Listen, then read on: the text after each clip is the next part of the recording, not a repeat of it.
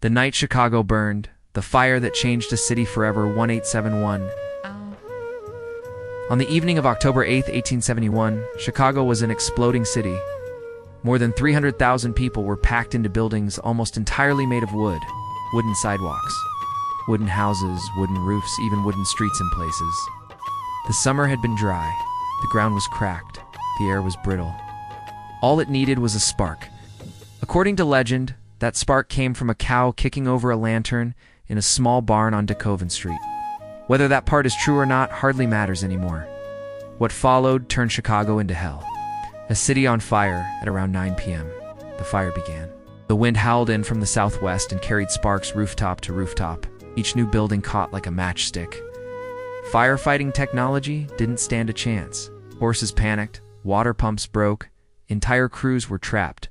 Flames jumped over the Chicago River, a river that actually caught fire itself because it was so polluted with oil and waste. Families ran through streets of smoke carrying children, furniture, pets, anything they could grab. Some had to abandon everything. A wall of flame. Reports described a wall of fire over 100 feet tall, moving faster than a man could run. People fled toward Lake Michigan, thinking the water would save them. But the beaches were packed. Heat blistered their skin from hundreds of feet away. Some people ran out onto the lake itself in small boats. Others collapsed in the streets, overcome by smoke. Church bells melted. Iron bridges bent. Stone buildings cracked.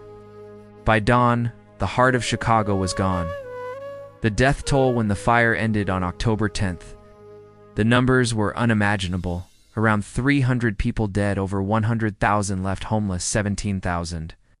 Buildings destroyed, more than 3 square miles burned. Chicago had been erased. People believed the city would never return. They were wrong. 3 simple heroes. In the destruction, stories of quiet heroism emerged. Father Damien, a visiting priest, not the later saint, ran into burning buildings to guide people out. Catherine O'Leary, long blamed unfairly for the fire, lost everything and lived the rest of her life in shame over something likely untrue. And an obscure cook named Pegleg Sullivan, a man with a wooden leg, reportedly helped lead families through alleyways into safer streets, refusing to leave as long as others needed help. No monuments were built to them, but their names survived in frightened whispers in old journals. The rise from ashes instead of collapsing, Chicago did something unheard of. It rebuilt bigger, stronger, and smarter. Engineers created the world's first skyscrapers. New fireproof construction rules, elevated trains, steel-framed buildings. The disaster forced architects to reimagine the modern city. The Chicago skyline we know today exists because it once burned. Why the fire matters: the Great Chicago Fire shaped modern fire safety laws, urban architecture worldwide. City planning and zoning, disaster response systems. Out of the flames came the blueprint for modern urban life.